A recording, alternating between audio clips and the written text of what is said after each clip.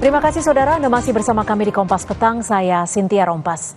Kunjungan Kaisang ke markas PKB Selasa kemarin kian menguatkan isu PKB jadi bergabung dengan koalisi Gemuk Kim Plus untuk Pilkada Jakarta. Meski koalisi Kim Plus disinyalir bisa mengunci gerak PDI Perjuangan, politisi PDIP yakin partainya tetap akan usung cagup jagonya sendiri. Kami dari Partai Santri Indonesia sampai hari ini saya nggak ngerti Kim Plus itu apa. Kim tidak ada Jong-un, Jong-un nggak ada, Kim yang kimchi nggak ada. Putra bungsu Presiden Jokowi yang juga Ketua Umum PSI Kaisang Pangarep terus bergerilya mencari dukungan jelang pilkada serentak. Selasa 6 Agustus, Kaisang yang berpenampilan bak seorang santri lengkap mengenakan sarung dan peci ini menyambangi Ketua Umum PKB Muhaimin Iskandar atau Caimin. Kaisang coba merayu PKB untuk berkolaborasi di pilkada, terutama di Jakarta dan Jawa Tengah. Kaisang yang mengaku siap hadapi Anies dan Ridwan Kamil di Pilgub Jakarta sempat melempar guyonan dengan memplesetkan PSI menjadi Partai Santri Indonesia. Kami dari Partai Santri Indonesia, karena kami hari ini sarungan semua. Ketika ada permintaan dari masyarakat, berkhusus DKI, saya siap melawan Pak Anies Baswedan, saya pun juga siap untuk melawan Pak Ridwan Kamil. Menanggapi soal potensi PKB bergabung dengan Koalisi Indonesia Maju Plus atau Kim Plus di Jakarta, Caimin justru menyebut usai Pilpres, Kim tak ada lagi. Caimin bahkan melempar guyonan soal Kim Plus dengan menyinggung soal Kim Jong-un hingga kimchi. Nah, sampai hari ini saya nggak ngerti Kim Plus itu apa. Kalau sudah pilkada itu ya sudah semua pihak sama, tidak ada Kim, tidak ada Jong-un, tidak ada Jong-ul, nggak ada Kim yang kimchi, nggak ada. Bagi kami pilkada itu semua partai sama, ada cocok dalam berbagai perkembangannya, itulah kita bareng, kita jalan. Sementara itu, Partai Gerindra selaku Komando Kim Plus mengaku dalam waktu dekat akan mengumumkan calon wakil untuk mendampingi Ridwan Kamil di Jakarta. Adanya Kim Plus ini menurut Sufmi Dasko turut membuka peluang calon wakil Ridwan Kamil di Jakarta berasal dari partai dalam Kim Plus. Ya, saya kan ngomong kemarin bahwa ada Kim Plus. Tentunya kalau ada Kim Plus yang bareng di Pilkada DKI, tentunya kemungkinan untuk mendapatkan wakil dari partai koalisi yang sekarang, itu Kim Plus itu tentunya ada. Nah, siapa yang kemudian nanti akan dipilih untuk mendampingi Pak Ridwan Kamil, kita tunggu aja, ya mungkin waktunya tidak terlalu lama, sudah bisa disampaikan ke publik. Di sisi lain, Ketua DPP PDI Perjuangan Said Abdullah mengatakan partainya tak terpengaruh untuk ikut bergabung dengan Koalisi Indonesia Maju Kim Plus. Khusus Pilkada Jakarta, Said mengaku masih berkomunikasi dengan partai lain untuk menggodok nama calon gubernurnya sendiri. Insya Allah PDI Perjuangan akan mengeluarkan calon sendiri sebatas kemampuan yang akan dilakukan. Pilkada DKI, Pilkada Jabar, Pilkada Jabar, dan Pilkada Jawa Jateng dan Jawa Timur. Kami dalam proses untuk berbicara dengan berbagai pihak, karena kami memang khusus DKI tidak bisa sendiri, Jawa Timur tidak bisa sendiri. Gencarnya Kim mendekati partai lain di luar koalisi untuk menghadapi pilkada berpotensi menjelma jadi koalisi raksasa melalui Kim Plus.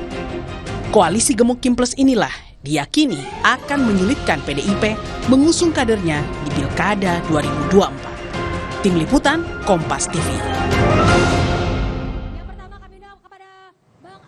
Kehadiran Kim sebagai motor pendukung RK membuat banyak partai berpotensi masuk ke dalam koalisi gemuk Kim Plus, seperti Nasdem, PKS, dan PKB. Kondisi ini berpotensi membuat Anies Baswedan terancam kehilangan dukungan partai di Pilgub Jakarta, sekaligus memunculkan isu skenario RK melawan kotak kosong. Lantas beranikah PDI Perjuangan mengusung Anies demi hindari kotak kosong di Pilgub Jakarta? Kita akan bahas bersama politisi PDI Perjuangan Deddy Sitorus dan juga jubir dari PKS Muhammad Khalid serta Direktur Eksekutif Poltreking Mas Hanta Yuda. Selamat petang Mas Hanta, Bang Deddy, Selamat Mas petang, Khalid. Cynthia, Selamat petang semua. Bang Deddy, Mas Khalid. Salam, Bro. Terima kasih sudah bergabung bersama kami di Kompas Petang. Bang Deddy, ini kalau lihat perkembangan sampai hari ini nih, PKB kemarin sudah didatangi oleh PSI. Sekarang tinggal PDIP dan PKS yang setidaknya paling memungkinkan untuk berkoalisi melawan Kim Plus. Apa ada kemungkinan ke sana PDIP berkoalisi dengan PKS? Ya, memang kan petanya ini melawan kotak kosong atau melawan otak kosong kan. Jadi ini yang terjadi di DKI kalau menurut saya. Dan ini memang agak sulit kita ketika ada agenda-agenda tersembunyi penguasa, pasti jadi agak ribet ini. Kalau realitanya kan PDI Perjuangan tidak bisa maju sendiri di Pilkada DKI. Kita butuh teman, dan sejauh ini kita berupaya membangun komunikasi dengan PKB. Maka tidak mengherankan kemudian Kaisang pergi ke PKB sebagai partai santri, kan kira-kira gitu nih. Tentu agendanya ya tidak lain tidak bukan bagaimana supaya bisa merebut PKB. Kalau bagi kami di PDI Perjuangan, kami melihat bahwa Jakarta ini adalah sebuah daerah yang sangat penting sebagai mercusuar peradaban politik kita. Tentu kami tidak berharap kotak kosong yang terjadi di DKI Jakarta, karena itu akan memberikan legitimasi, akan memberikan presiden yang buruk dalam perkembangan demokrasi kita ke depan. Ya. Nah, kalau PDI Perjuangan tentu akan berusaha untuk menjalin komunikasi dengan pihak manapun yang belum membuat keputusan yang bersifat final and binding soal akan maju dengan calon yang mana. Tetapi kan ya, isu yang kita dengar-dengar ini kan beragam-ragam ini. Kan, misalnya Pak Anies tidak akan maju nih, kan kira-kira seperti itu nih, ada isu rumor di publik, kan kira-kira begitu. Bahwa Pak Ridwan Kamil akan maju dengan kotak kosong karena ini kan beberapa analis sudah menyebutkan ada kemungkinan besarnya PDIP yang paling memungkinkan dengan PKS setelah PKB bertemu dengan Mas Kaisang kemarin. Ada nggak kemungkinan ke situ? Ya kalau kemungkinan itu mungkin bisa ditanyakan dengan PKS ya. Tapi kan namanya negosiasi itu kan harus all parties, itu kan memang harus pada ada kesetaraan gitu kan. Nah, dalam konteks itu mungkin komunikasi masih terus harus kita lanjutkan dengan PKS. Gitu. Tapi sudah komunikasi dengan PKS. Kalau belum, mumpung ada Mas Khalid nih. Ya omong-omong begitu kan harus di rapat setengah kamar, Mbak. Nggak bisa di publik begini, Pak. Saya kira itu terlalu berlebihan lah kalau kita ngomong hal-hal yang sangat spesifik. Karena kerjasama politik itu kan memerlukan diskusi yang mendalam tentang banyak hal. Bukan cuma tentang nama gitu.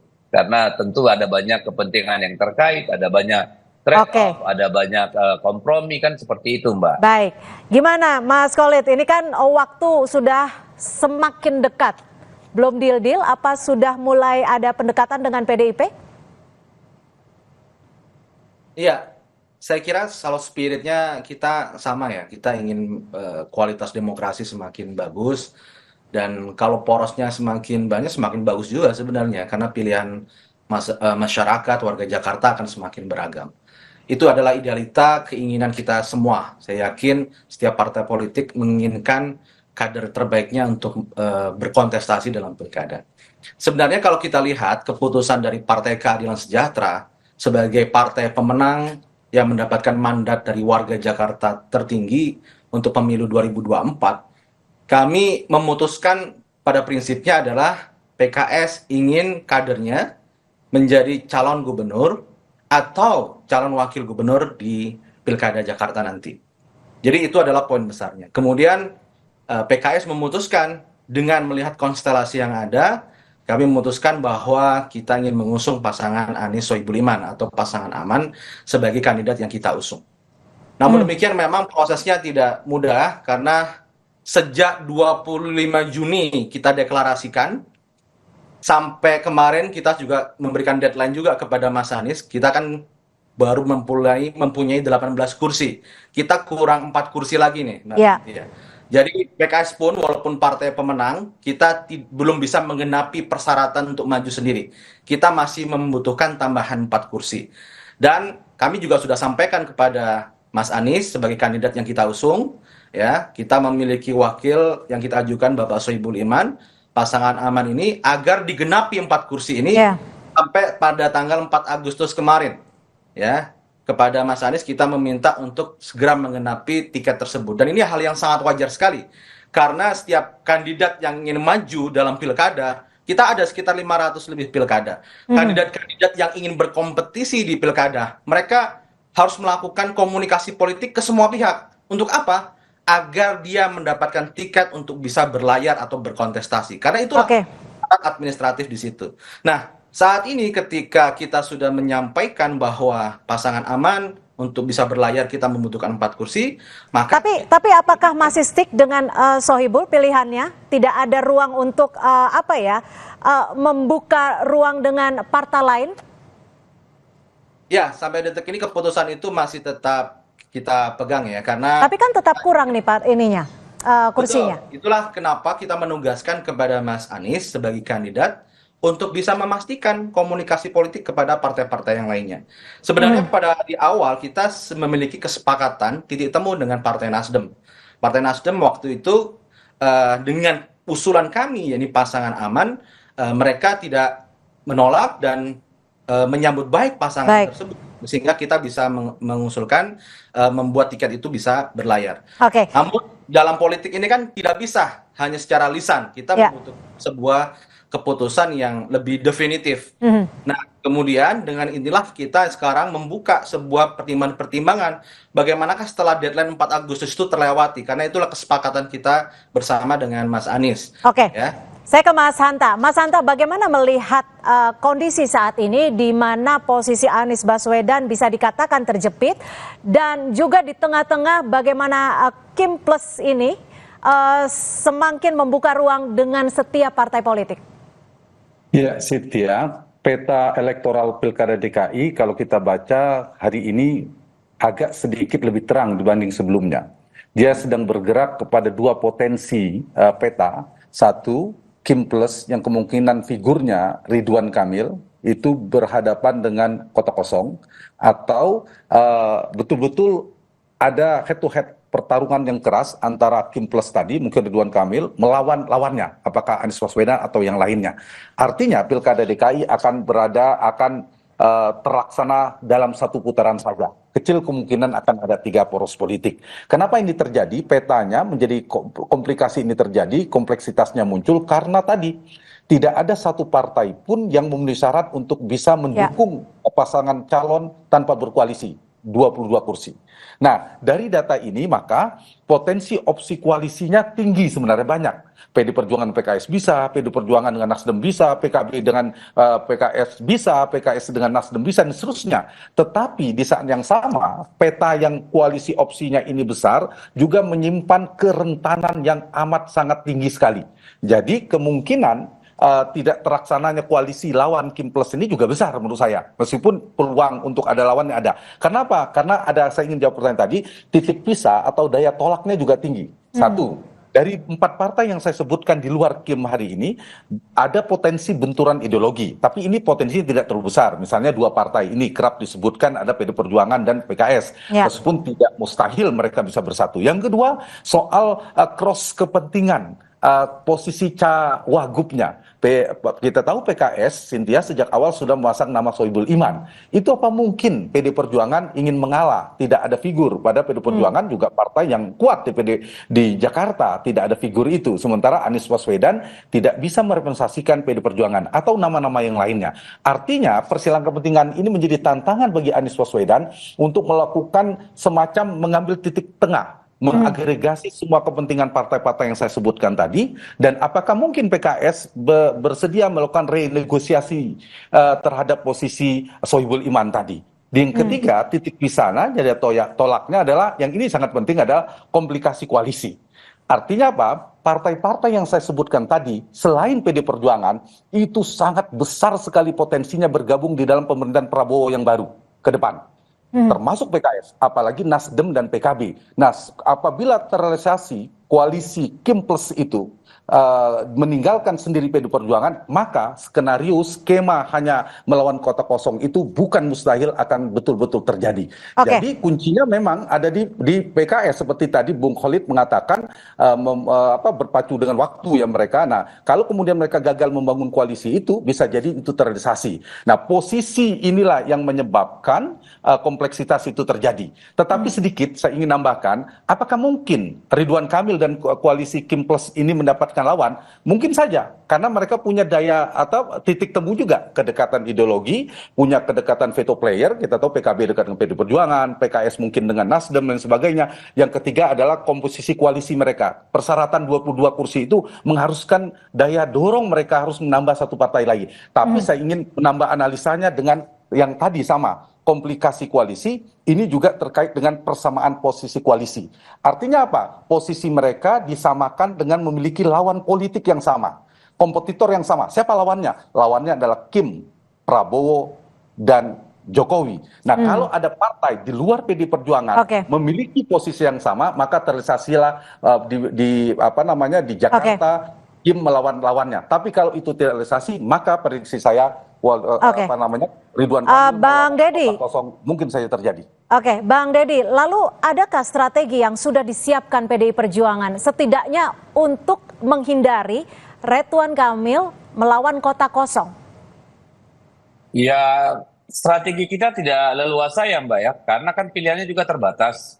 Either dengan PKB atau ya sejauh mana kita bisa bernegosiasi dengan PKS, karena PKS kan sudah mengajukan nama pasangan calon gubernur dan wakil gubernur. Jadi memang kita tidak dalam posisi yang leluasa untuk melakukan manuver-manuver politik gitu.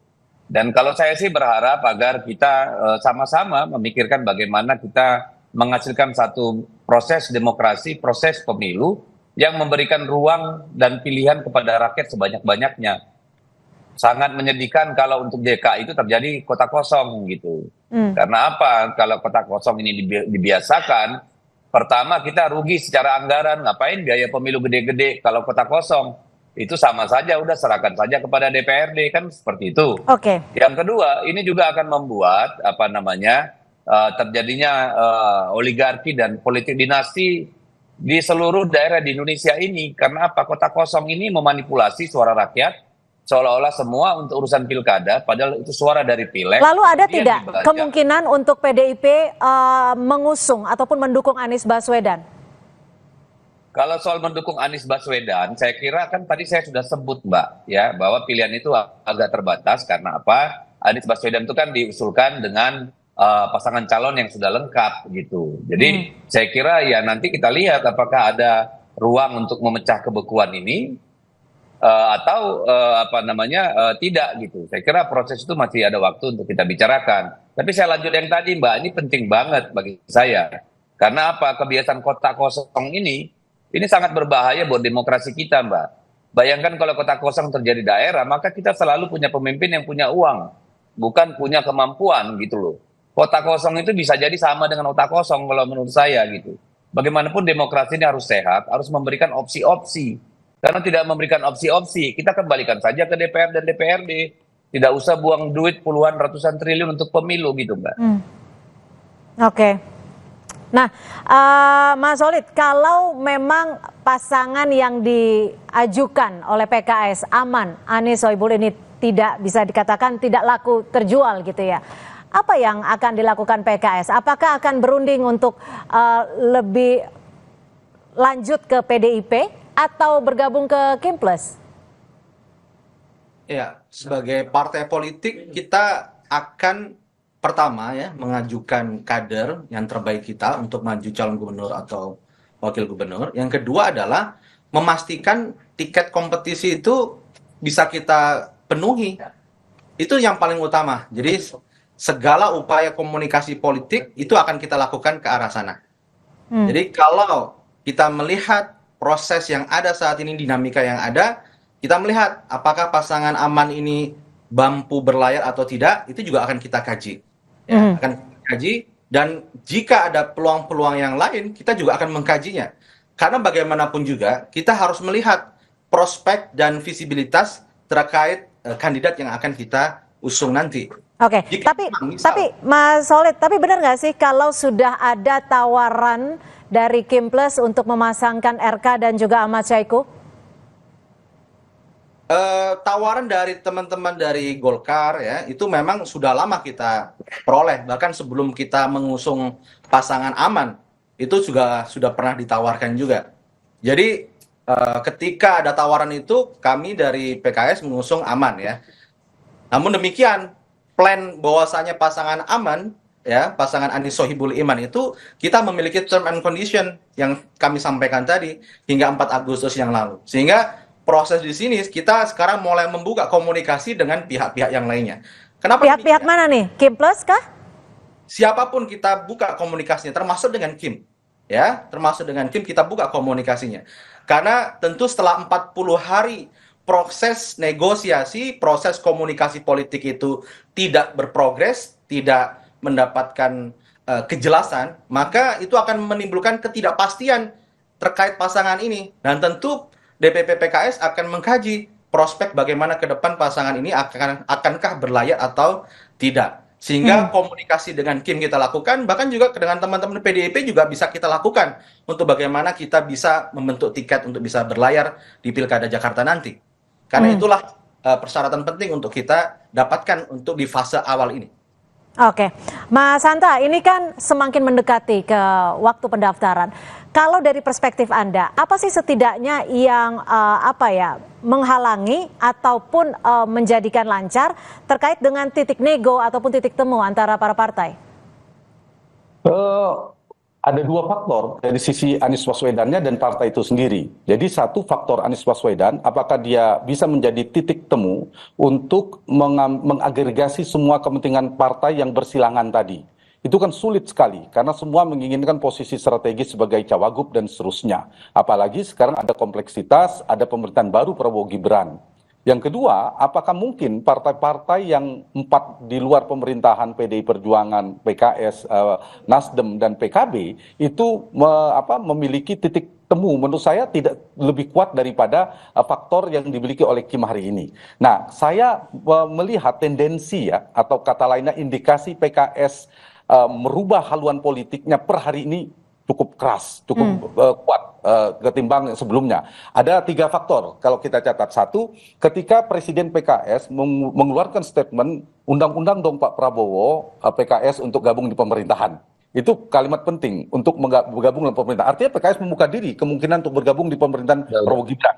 Di dalam Kim Plus itu ada Prabowo Gibrannya, tanda petik ya, pemerintahan pusat yang tidak bisa dipisahkan. Yang kedua, dukungan Partai Keadilan Sejahtera kepada Bobi di Sumatera Utara. Ya.